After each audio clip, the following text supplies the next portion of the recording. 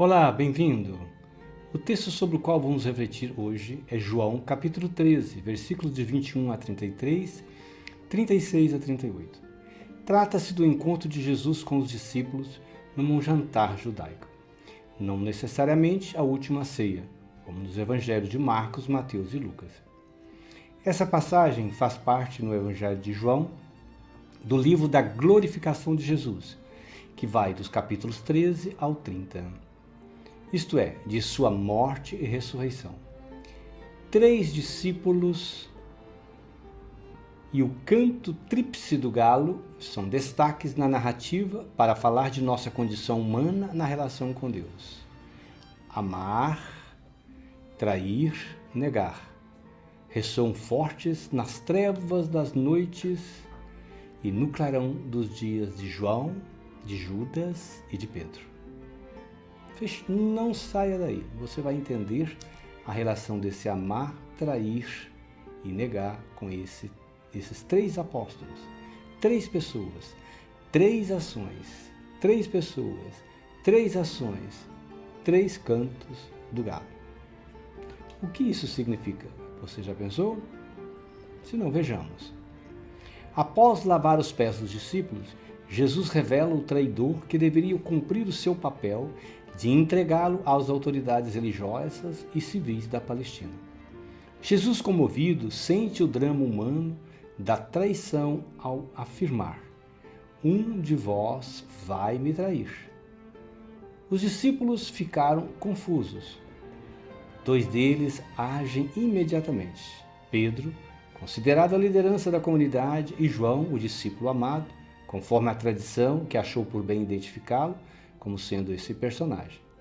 Pedro instiga João a perguntar sobre quem seria o traidor. João, em hebraico, nome que significa ternura de Deus, por ser o discípulo de confiança, estava em um lugar de destaque, recostado ao lado do mestre.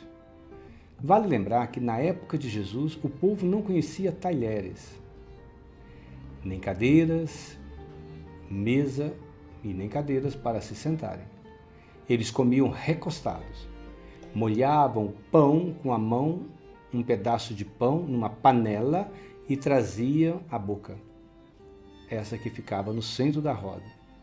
Então, assim era o modo como Jesus terá feito a última ceia, não aquele quadro maravilhoso de Da Vinci.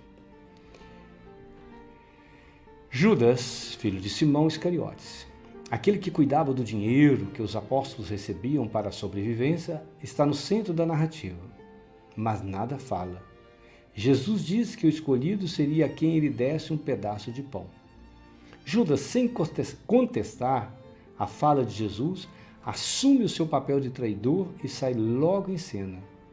A narrativa é impactante, muito impactante. Depois do pedaço de pão, Satanás entrou em Judas. Então Jesus lhe disse: o que tens a fazer, executa-o depressa. O que tens a fazer, executa-o depressa. Era noite quando isso tudo aconteceu. Esse contraste entre a luz e as trevas faz parte do Evangelho de João. O momento é de escuridão. Jesus, a luz que brilhou no meio deles, estava prestes a ser apagado na escuridão da traiçoeira noite que levou Judas ao tropeço fatal. Ele se enforcou. Quando Jesus escolheu os 12, ele afirmou que um deles seria o diabo, João 6,70. Isto é, seu opositor, mesmo que Satanás. No Evangelho de Mateus, Judas, consciente de seu plano para prender Jesus, ainda pergunta, negando a sua culpa: por acaso, Senhor, sou eu? Jesus responde com a afirmativa: tu o dizes. O fato de Satanás e não o capeta entrar em Judas significa que ele assume o papel de opositor ao plano de Deus. Ele teria que cumprir logo a sua missão. Com isso, Jesus demonstra que ele é o Senhor de sua vida. Quem come no mesmo prato torna-se um traidor. Há de convir que esse é o drama humano. Quem de nós já não passou por isso? Os discípulos, assim como nós, convivem com traidores e nem nos damos conta de que Ele está à mesa conosco. Nos momentos de luz em nossa vida, somos João, somos amor. Quando as trevas da vida nos envolvem, somos Judas, somos traidores. Na verdade, amor e traição fazem parte de nossa vida. A presença de Pedro ressalta outra debilidade humana, a negação, que é também sinônimo de traição. Na sequência, Jesus se despede dos discípulos e o exorta-os a amar uns aos outros, com amor fraterno, e anuncia que voltaria para Deus. Pedro manifesta desejo de ir com Jesus, mas isso seria impossível. Então Pedro, fazendo jus ao significado de seu nome, pedra e gruta, responde com a firmeza da pedra e a proteção da gruta escavada na pedra. Ele disse, eu darei a minha vida por ti. Eu darei a minha vida por ti. Jesus sabia que Pedro não chegava a ser um Satanás, um opositor, mas que ele o negaria por medo da morte. Fato que viria a ser comprovado com o canto do galo, que com sua melodia nos desperta todas as manhãs do sono da morte e da escuridão da noite, na eterna dinâmica de luz e trevas. No tempo de Jesus, o galo era o despertador.